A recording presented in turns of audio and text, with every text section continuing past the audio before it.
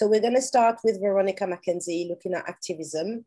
Then I will talk very briefly about how to create an intersectional curriculum. I only got 3 points I want to say, less is more.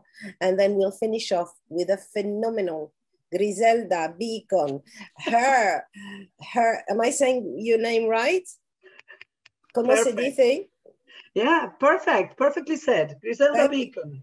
Griselda Beacon, who has inspired me. We had the pre-meeting last weekend on Zoom, and her passion was literally oozing and coming out of Zoom, and really like, it was beautiful. So without further ado, I'd like to give the floor to Veronica. Thank you, Lila. And thank you for organising this amazing conference. I know you've worked really hard, and I know you've done it mostly on your own. And I know going forward, you're going to get more support. So thanks for inviting me. I'm going to talk about activism. Many of you may know, I don't know, that I do a lot around history, LGBTQ history specifically, and Black queer history, even if I wanted to drill down. So I'm just going to look at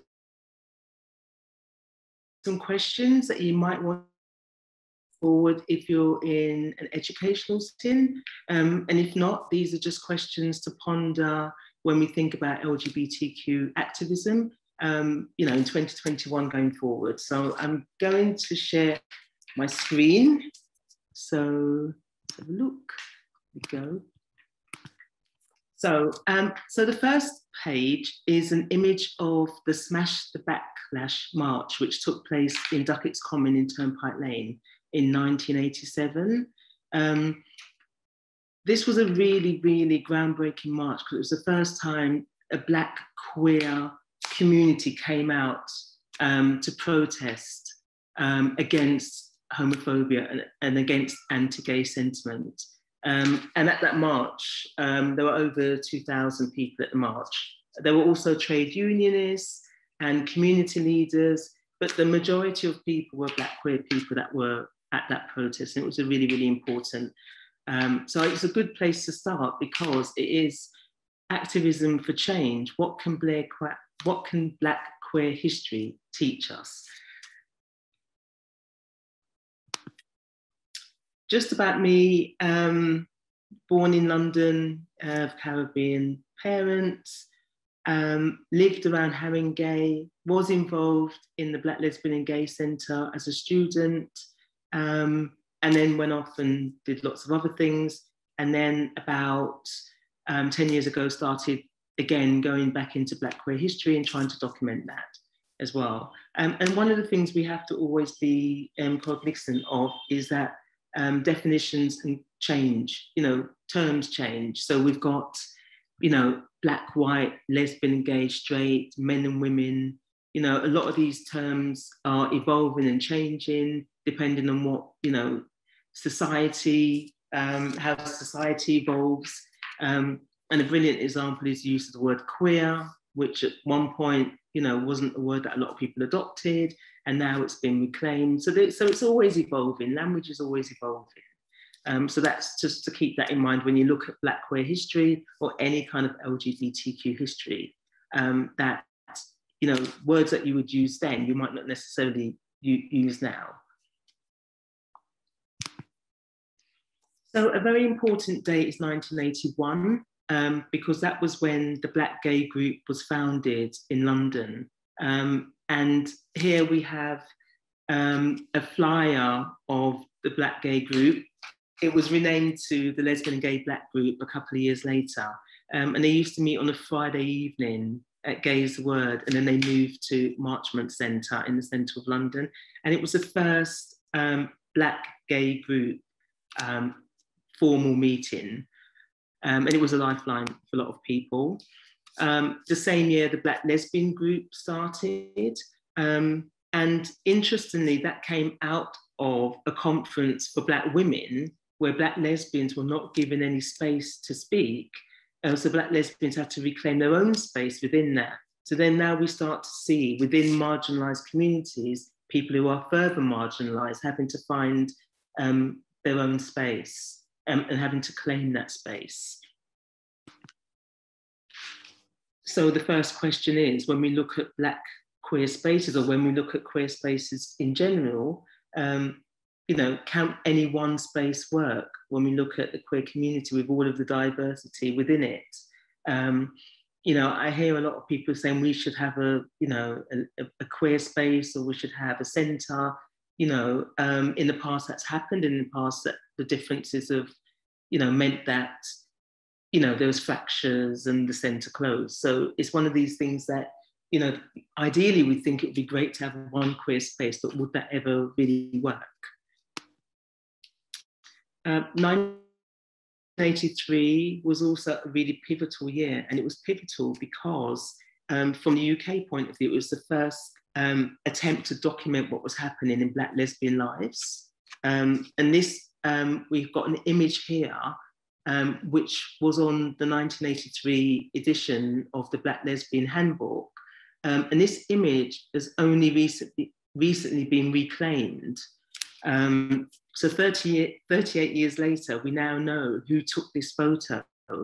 And it's now been kind of rectified in terms of the photographer now being given the acclaim. But a question to ask is, who is writing our story? And do they have the proximity? Are they part of the community to write that story?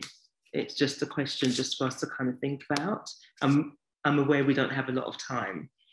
And we know also that the queer community a lot of the time suffers more than mainstream community when any health issue arises. And we look at HIV and AIDS as a really great example, but also given that we're living within COVID times and it's still around, and we know that Black queer communities are disproportionately affected because Black people are disproportionately affected, and queer people who feel like they're not able to access healthcare, or not able to be in safe environments. A lot of the Black communities are in frontline positions. So there is an impact for the Black queer community. In 1984, one of the things that happened as well, key date, is that the GLC published Changing the World, which was a manifesto. And the aim of that was to kind of embed, LGBTQ rights within local councils. So every local council in London was supposed to respond to this and come up with their own LGBTQ policies. And then one of the things that we have to kind of be cognizant of is that the contribution made by Black, queer people to that has been minimized. So when you look at, if you go back into history and you look at, images, and here we have an image of Ken Livingstone sitting next to, I think it's Valerie Singleton, and they're signing this very important manifesto, but nowhere will you see the contribution of Savvy Hensman and Linda Bellas, two Black lesbians who were kind of, very, very critical in drafting this policy. So some questions when we think about queer rights. What do we want? When do we want it? For example, when the GLC published Changing the World, that manifesto that went out to local councils, the local councils responded, some of them, by opening, lesbian and gay centres, by employing, lesbian and gay youth workers, putting on days for the queer community, putting on workshops. So the local, like councils, kind of, not all of them, Hackney, Islington, Camden, Southwark and Lambeth, they were the main ones. So they responded by actually producing, specific services, by actual directing some of the funding towards the gay community. And so one of the things we need to talk about now and think about when we think about activism is that still something that we want in terms of, what is our relationship with, our council? What is our relationship with the government in terms of financial support? We've moved really towards a charity model, but really, do we not as taxpayers or as citizens or, residents, deserve financial support? So that's a question that was very, very key in 1986. And that same year, Haringey Black Action was formed, which led to the Smash the Backlash March, which I opened with. And so here we have a poster of the Smash the Backlash flyer advertised in the forthcoming march. And then there's a very famous image taken from the march with a Smash the Backlash poster. And this image can be found in the archives, some of the work that I've been doing.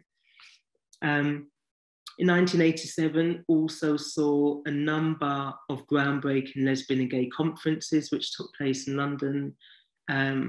So one question to look at is, does teaching have to be within an educational setting? And if not, how can we facilitate teaching outside of that in order to reach parts of the community that are not in the educational setting or feel excluded from that? That's a question that we can look at. And also, if we go back to 1985 and go back to Linda Bellos, she was an openly Black lesbian and she was elected as a Labour councillor to Lambeth Council. So that was really, really groundbreaking at the time. And like I said, she was instrumental in drafting the Change in the World manifesto. But now, because of her views around trans issues, she's seen as a controversial figure. So one of the questions I think we can ask ourselves, and I call it the darling to demon narrative, is can we reconcile past good deeds with the present, particularly when it comes to people within the LGBT community? And if we do not, who does that serve if we do not do so? There is a danger that we are, fracturing the community. Is that a consideration? So it's just a question. I think it's worthy of discussion, really. And then the other part is from uncomfortable to fascist in small steps. So a few people, no more than 5 or 6 people started complaining to the council, started complaining to their MP, and there was a groundswell which led to Section 28. That's putting it really, really simplistically, but essentially, because some people felt uncomfortable, they got the law changed, and that affected us as part of the LGBT community. So one of the questions that we need to kind of maybe ask ourselves is who is allowed to be uncomfortable and who is not?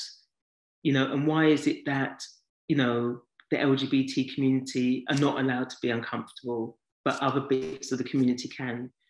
So it's interesting. And also we should never minimize the impact that a few people can have in terms of our rights. I've just got a couple more. Sorry, Lila, I don't know what's happened, but my screen has stopped sharing. I'm just yes, please do share again. I'm not sure what happened. We're running out of time. Sorry. Yeah, I've just got a few more minutes. And so one of the other things to ask, is how do we broadcast with meaning? A lot of people in the queer community, and our allies, we're broadcasting, we're on Twitter, we're on this, we're on Facebook, but digital narratives are not hard copies. So what are we leaving behind? And in 5 or 10 years, where are we going to find this information? How are we going to, preserve the truth? And how are we preserving our history? We're broadcasting out, but who is doing the preservation and collecting of that? So it's something also to think about. And if you keep looking back, because I see a lot of quotes of Audre Lorde, she was amazing, she's fantastic, but she also spoke, 40 years ago. So a question to ask is, who are the new thinkers? Who are the thinkers in the LGBT communities that are kind of looking at 2021 and the issues that we face and forming new arguments and new intellectual approaches? We can't keep looking back, because then we're kind of like in this circular loop and we're not actually advancing in terms of critical thinking. when Audre Lorde and Angela Davis and a lot of the other activists who were doing that work in the 70s and 80s, you know, it was a response to what was happening then. We need a response for 2021 going forward. So that's another question. I've just whizzed through, and I'm aware, because we don't have a lot of time, but if you want to find out more about some of the archive work I've been doing and the archive itself, Having Gay Vanguard can be seen online. You can get a kind of taster of what we're doing. And there's an exhibition that's going to be at Bruce Carlson Museum in North London, which will open, I think, in the next month or so, depending on COVID. And also there's going to be a new Black Queer History website, so look out for that. So, I mean, I look forward to some questions afterwards. I just wanted to give a taste of some of the questions that we could ask, just to give a different perspective on what we're actually doing around the teaching space. So thank you. Thank you, Veronica. That was really insightful. I think you're doing exactly the right thing, that asking all these questions and where does the material that we're using in the classroom come from? Who are the people? Is it okay? Yes or no? You know, these are really, really important questions. So I'm not sure whether our delegates have got any questions, but that was definitely a lot of food for thought. And I've also popped in the chat the link to Having Gay Vanguard. It's a fantastic project. It was shared this morning as well with Amy and the Museum and History. So that was phenomenal. Yeah, activism is really, really important, because without activism, we wouldn't enjoy the freedom that we had today. And I really stand on the shoulders of people like Peter Tatchell, Sue Saunders, Lady Phil, like people who have literally fought for me to be able to be myself today. And I've got so much gratitude. So thank you. It was a very important point to make. And I'm sorry, we're always running out of time. Yeah, it's okay.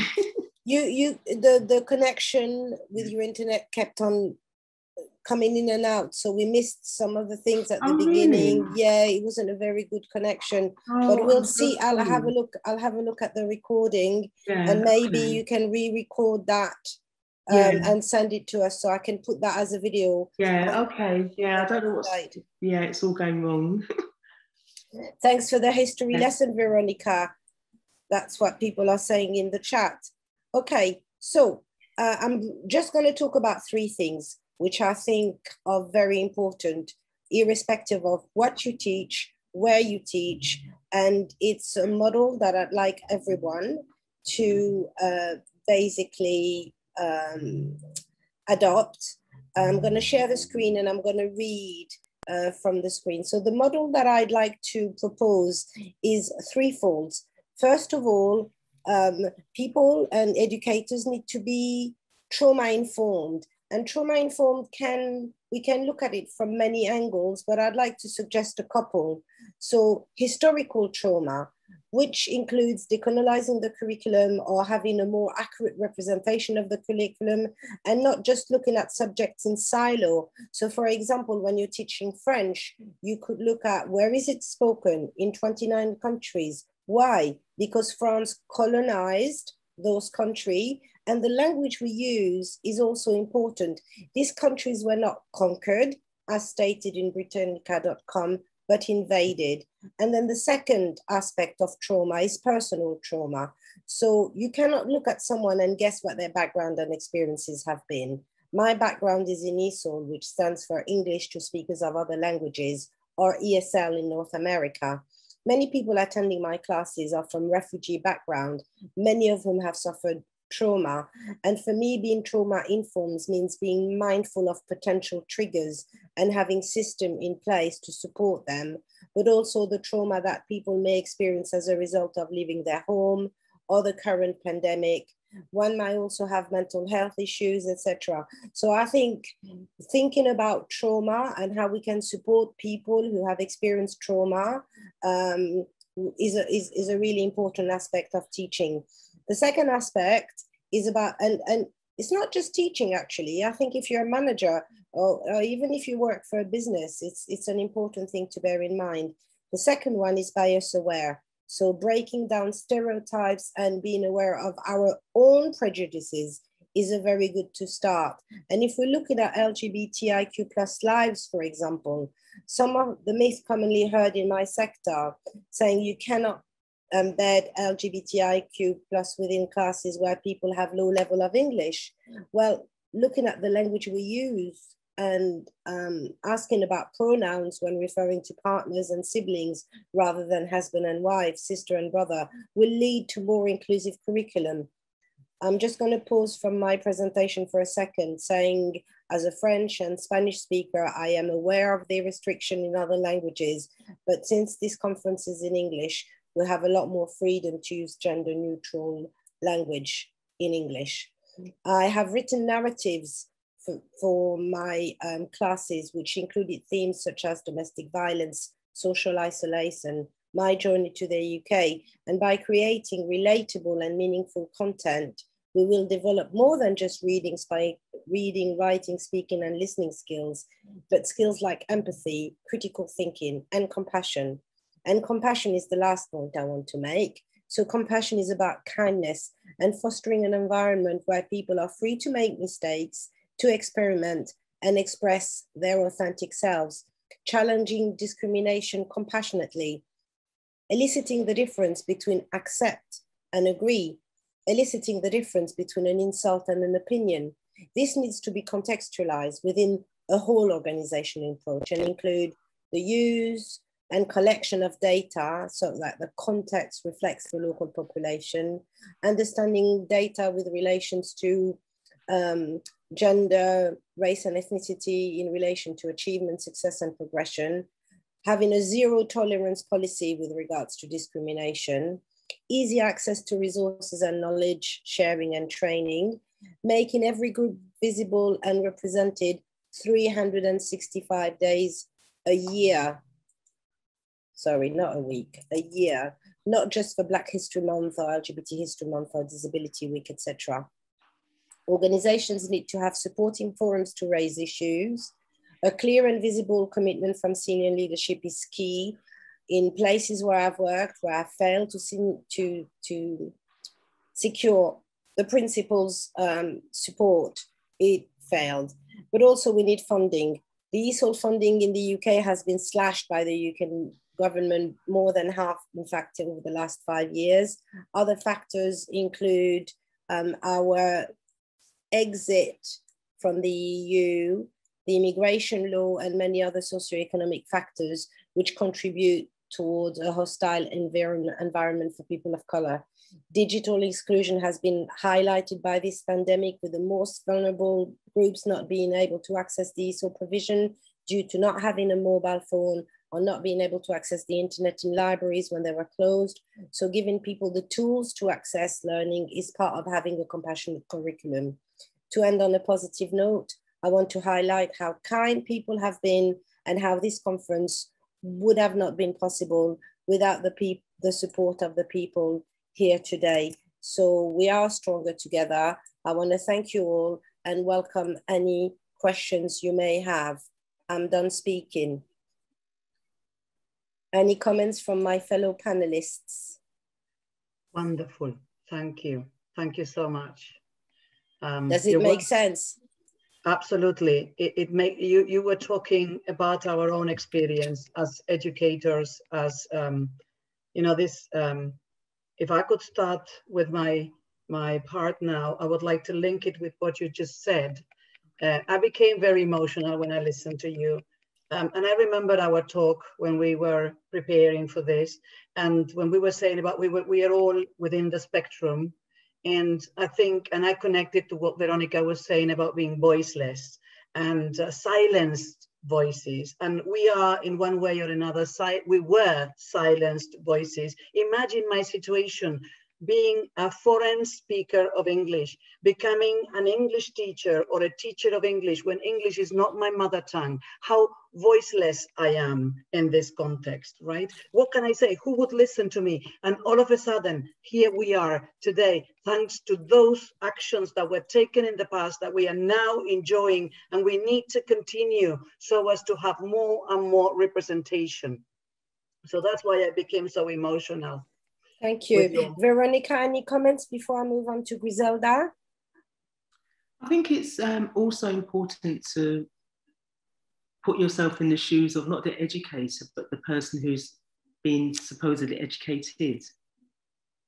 Do you know what I mean? Like the person in the classroom or the person who's receiving, and just to understand that you may be giving people information and you may be holding your hand out, but because of where they are, do you know what I mean? They may not be able to take up the opportunity to come out or to be free or to, you know, it's a very frightening still place to be for a lot of people. So it's not a failure on the part of an educator. It just means that that person is just not, you know, it's just not ready. But initiatives that encourage people to be their authentic selves, and I've experienced it firsthand. I remember I had this a person from Kyrgyzstan, and she was an adult, and she had been imprisoned and tortured for being a lesbian. And I'm gonna not go into the details of what happened to her, but it was horrendous. And she had been trying to learn English, and I was, I think, her fourth teacher when she came to me. And on the first day, I was like, everyone is okay, gay okay, divorced okay, single mom okay, I'm okay, you're okay, everybody okay. And somebody laughed when I said gay okay, and I was like, well, what's funny? You know, I was challenged that. And then at the end of the class, she came to me and she says, Laila, I'm gay. And I'm like, I know, and you're okay. And that student progressed from pre-entry, which is the complete beginner level, to entry 2, which is pre-intermediate, in one academic year, simply because she felt safe. She didn't have to look over her shoulder. And at the end of the academic year, she actually gave a presentation about her experience in her country, which is now in a video on YouTube about the state of play for LGBT people. Her confidence went through the roof, and she ended up going to Leeds University, talking about LGBT issues in her country. How did that happen? Because I used a trauma-informed, bias-aware, and compassionate approach. And you can do that with race and ethnicity, disability, LGBTQ+, and we need to stop looking at it in silos and be a little more holistic. So talking about holistic and how to create an intersectional curriculum, I am super excited to welcome Griselda. Thank you. Wonderful. You know, so would you like to introduce yourself and tell us what you're going to do? Yes. Actually, I am a teacher educator and a teacher of English, and I work at Teacher Training College, training teachers to become teachers of English in primary, kindergarten, secondary level. And I teach literature, right? And one of the subjects I teach is children and young adults literature. So that would be more, and then because of my own passion for literature and because of what I discovered, I started going to schools with books, with books for children, with picture books in particular, to read to children, to play with them. And it's my passion, and it's what I try to teach my teachers to use. But why is it that I linked in a way two things. I linked my passion for literature and content to teach English. Because, as you know, teaching English in Argentina, we have struggles. That is, we need to decolonize the curriculum because it's foreign, it comes from outside. Where is our culture? Where do we stand? Many of the texts that we get from abroad are for worldwide audiences, so they're very sanitized. And so we need to be very critical about that so as not to fall into the trap of not working on our own struggles. So teaching very young learners and teaching young learners, I found that I could work with content, and I would I had to decide why I taught English.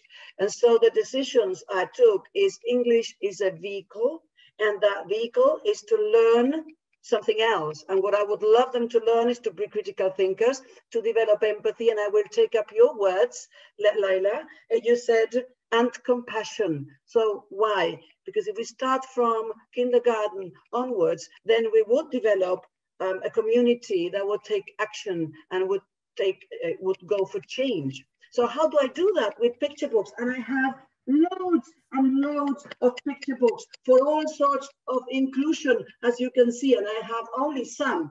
So I decided that I am going to do with you what I do with my teachers. I will read to you, because the books, you do not have to explain anything. Everything is there, crystal clear, for us to take. And I would like us to enjoy the books I read children. So I've got some here that I would like to share with you. I will start with Griselda, we have some blind people in the audience, so if you could make sure you describe. So you've just been holding a pile of books and showing a very big pile of books. Yes. Yes. What should I do? Describe the books and the picture when you're reading them. We have blind people in the audience. Right. So I will. Perfect. Thank you. I was just showing that there are loads of books that you can work when you work with inclusion, right? Inclusion in every respect. And when you work with very young learners and when you work in general, when you work as an educator, what we actually do is work on identity, on who we are. And any language we learn helps us to explain or to tell others who we are in other languages, right?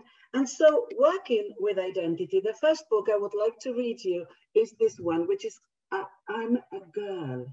And on the cover, we have this kind of, it's a kind of an animal, which it's not very clear what kind of animal it is. We could say it's a donkey. We could say, we don't know really. It looks like a donkey with rabbit's ears, and it's all blue. It's holding a guitar, and it looks very happy, doesn't it? Yes, and it has a lovely necklace. Can you see the necklace? And also one here in the ankle, right? Matching necklace, matching these things. Well, this lovely rabbit, donkey, blue says, I'm a girl. And she's smiling and happy. And so look at that. The clothes she's wearing, they're very gender neutral. Now it's a t-shirt and a pair of shorts. And it's all very flowery, like a lovely garden. And this little donkey is very happy, jumping around. And this lovely donkey goes to have something to drink. And look, she likes to drink like very quickly and making a lot of mess. And so the waitress comes and says, wow, boys are so messy. Boys are so messy. And so the girl goes, I'm a girl. I'm a girl. I'm a girl. Look at that. This donkey loves to play. And so she's going very fast on a kind of, I don't know the name of this in English. A scooter. A scooter. Thank you, on a scooter. And so two people here, they say, look how fast that boy is looking. And so she turns around and says, I'm a girl. I'm a girl. I'm a girl. I'm a girl. And she falls down. And so there is someone coming saying, are you okay, Sonny? I'm a girl. Oh, look. The girl is going to the swimming pool. She's going to have a good swim. Very happy. She goes splash into the water. And so there's someone there who was reading and says, hey, watch out, young man. And so the girl, of course, turns around and says, I'm a girl. Then she goes to the library and asks for some books about boats, boat building probably. And so the librarian says, I've got just the book for a little boy like you. And the girl, of course, says, I'm a girl. Then she likes to play music and dances. And there she goes with the drums. And then there's someone there, oh, boys are so noisy. So with the drums, she goes very fast. I'm a girl, like that. Then the girl goes playing with other people, other little young learners like her. And they say, dolls are for girls. Well, no, they're just toys. And the girl says, I'm a girl. Then there is a running competition, and our girl runs very fast. And then says, look, Mom, he is going to win. And that's the end of it. And he turns around and says, I'm a girl. And she loses the competition because she stops. But she doesn't mind because she says, I'm a girl, I'm a girl, I'm a girl, I'm a girl.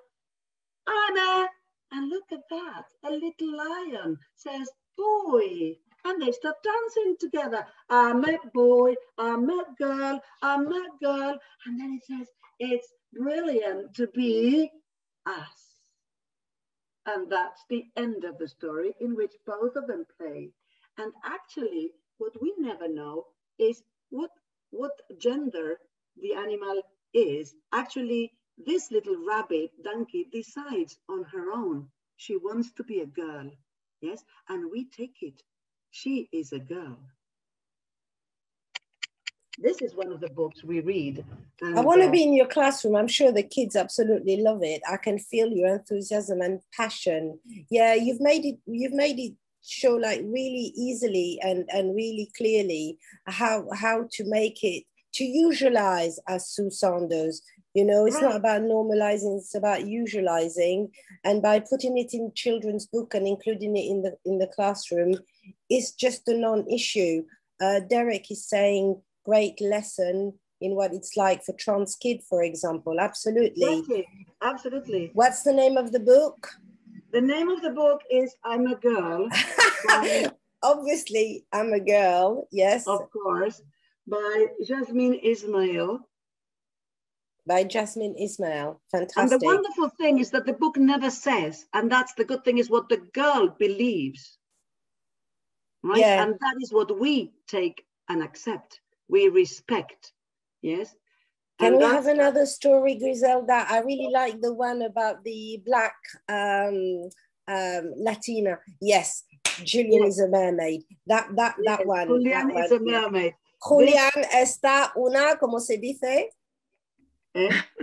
Yes, Julian is a mermaid. Well, this book has a little bit of a story because in the States it is Julian is a mermaid, but then when it was the edition in the UK, they hegemonized the language because it is Julian is a mermaid, because apparently the Latinos were not that relevant in the UK. Oh. It's a pity, really. Yeah. It's a pity, really. So please take care, because the Julian, the language, combining languages, bringing languages together, being multilingual is another plus to the book, right? So Julian is a mermaid is absolutely lovely.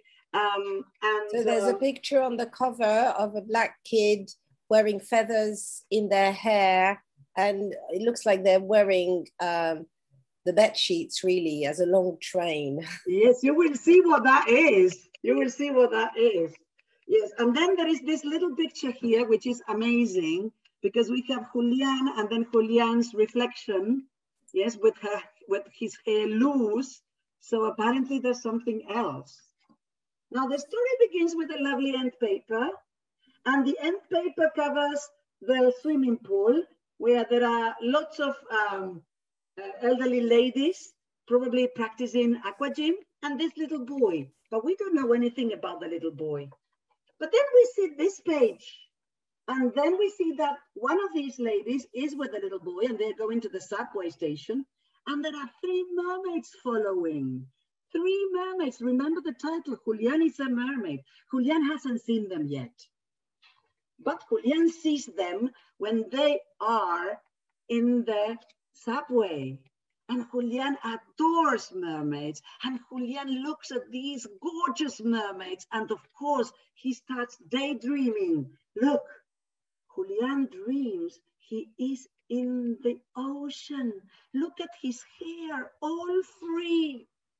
Oh, lots of fish come to pick him up and take him on a ride. And Julian swims with them, his hair loose. And all of a sudden, look at that. The legs become tail. He becomes a mermaid. And something else happens. The big blue fish brings the perfect accessory, the necklace, this wonderful necklace, to make Julian a perfect mermaid. Now, at that very moment, the dream comes to an end. We are home, honey. And he says goodbye to the wonderful mermaid and goes home. They walk, and he asks Granny, did you see, he asks Nana or Abuela, did you see the mermaids? Yes, I did. And then Julian dares and says, Abuela, I am also a mermaid.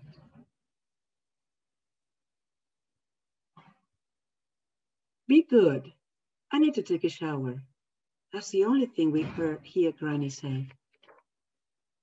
And of course, Julian is alone in the living room, and he had this amazing dream, and he sees those, that's a kind of a plant. He puts the plant on his head, and then he finds flowers to decorate it.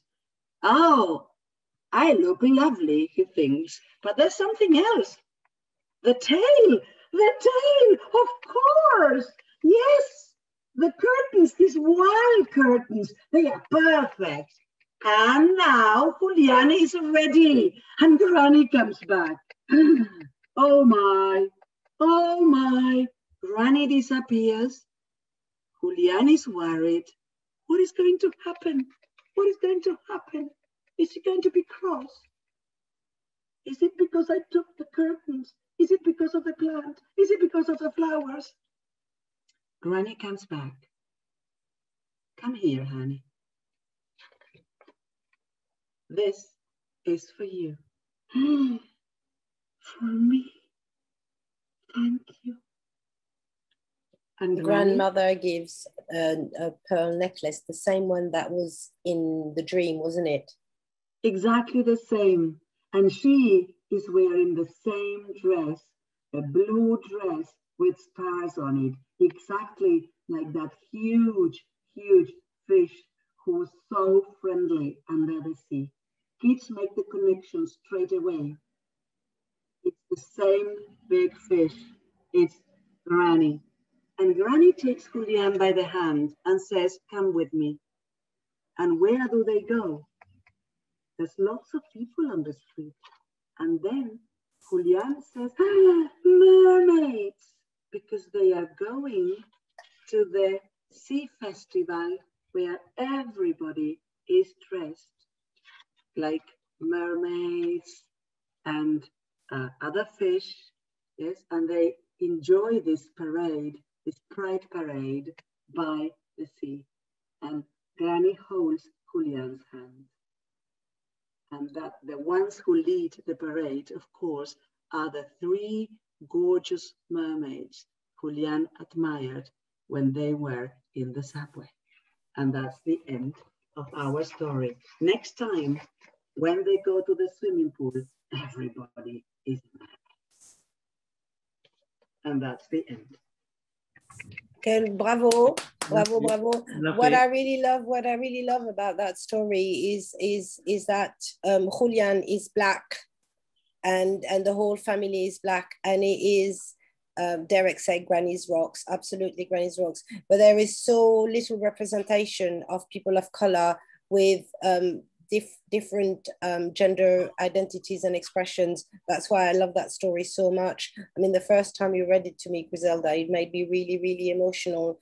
And basically what we're saying is like, we can start usualizing from a really young age, and there's nothing sexual about it. It's just like a lovely story about a kid that wants to be a mermaid, and it's completely and utterly natural, you know, and I just love that. Veronica.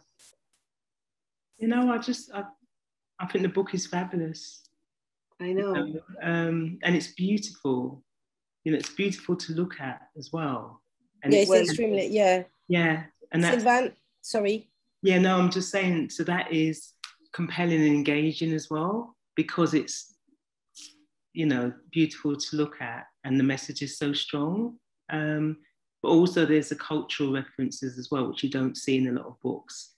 You know, outside of the Western aesthetic, there is a reference to other cultures, which is, you know, interesting.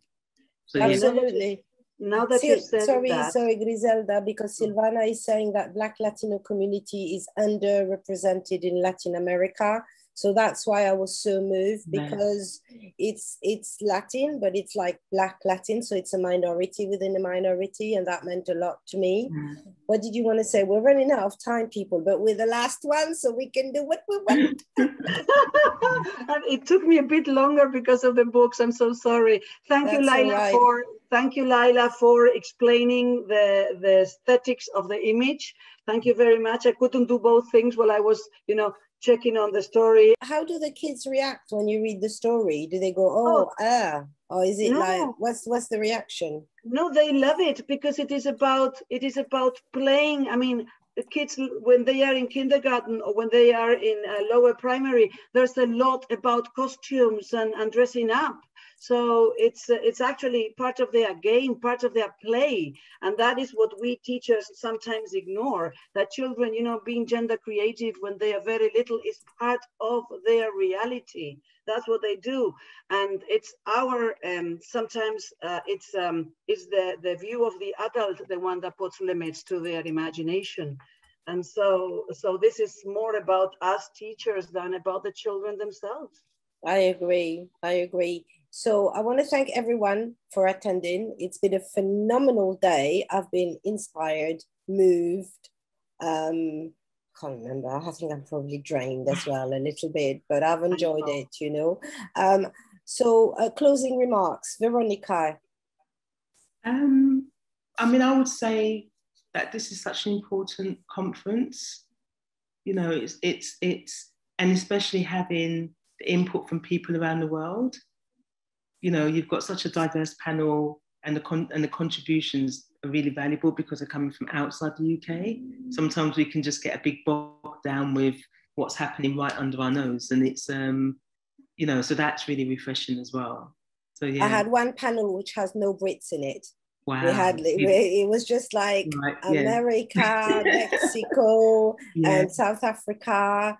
It was amazing. It was nice to see, and we managed to have people from other countries in most of the panels actually. So that was really good. Definitely a strength. Yeah. So okay. But thank you, COVID. Griselda, closing remarks. Yes, I would say that I, as a teacher educator and teaching future teachers, I do this reading the books to you because I was tired of how to, and I wanted us to experience what it is to be read a book, to experience and to develop our own empathy and compassion. So that's why I do this thing of reading. I must say that this conference, I was yesterday all the way long. I was impressed by your work, by the work and how necessary this is, and how the wonderful thing is how it is accessible to all, because it is free of charge. So everybody can participate. And I think this is so inclusive. Thank you.